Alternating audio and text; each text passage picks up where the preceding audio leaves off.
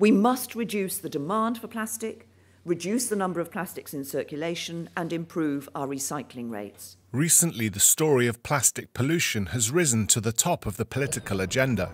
A mother is holding her newborn young. It's dead. Much of this rise has been driven by shocking images of plastic waste in the seas. 10 years ago, the Daily Mail launched a trailblazing campaign to end the scourge of plastic bags clogging the oceans, choking turtles, killing seabirds, poisoning fish. Governments have responded by declaring a war on plastic to end the estimated 8 million tonnes of it that end up in the oceans every year.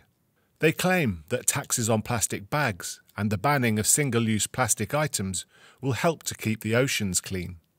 But these new measures will do little to solve problems that have in large part been caused by green policies. This argument is put forward in a new report for the Global Warming Policy Foundation by Dr Mikko Paunio, a public health expert and medical counsellor at the Finnish Ministry of Social Affairs. Dr Paunio's analysis reveals that tighter EU regulations on landfill have increased environmental problems like fly tipping. Likewise, municipal authorities sent millions of tonnes of plastic waste collected from homes in Europe to the Far East, where there was a greater capacity for recycling at an economic price. But rather than solving the problem, EU policies seem only to have exported it. Much exported waste has been too low grade to be recycled and has overwhelmed capacity to safely dispose of locally produced domestic waste.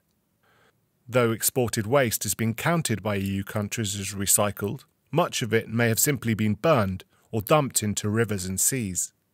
The EU's policy is one of illegal dumping simply disguised as recycling, argues Paunio. This problem is caused by an obsession with waste prevention and recycling. It has now reached the point of crisis because China has banned scrap plastic imports, ending the trick to fix European green policy failures. Paunio's solution to the problem of plastic waste in the environment is incineration. Domestic waste and sewage sludge can be burned, eliminating the need for sorting and turning the problem of waste plastic into a useful energy resource. But what if we designed products that we can reuse, refurbish and repair, and only extract new resources when we really need them? But green campaigners and policymakers are opposed to incineration on principle. The circular economy ends our reliance on the rubbish heap and turns waste into a resource. One industry's waste becomes another's raw material. They have imagined a world in which resources can be continuously recycled, a circular economy. In the circular economy, products at the end of their lives are still thought of as resources and injected back into the manufacturing circuit.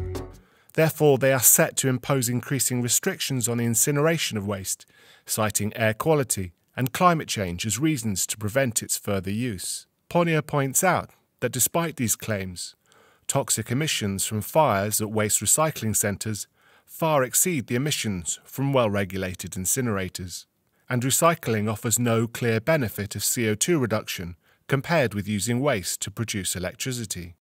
A system that works long-term by designing out waste and keeping valuable products in the loop, and maintaining or remanufacturing them, creating jobs in the process.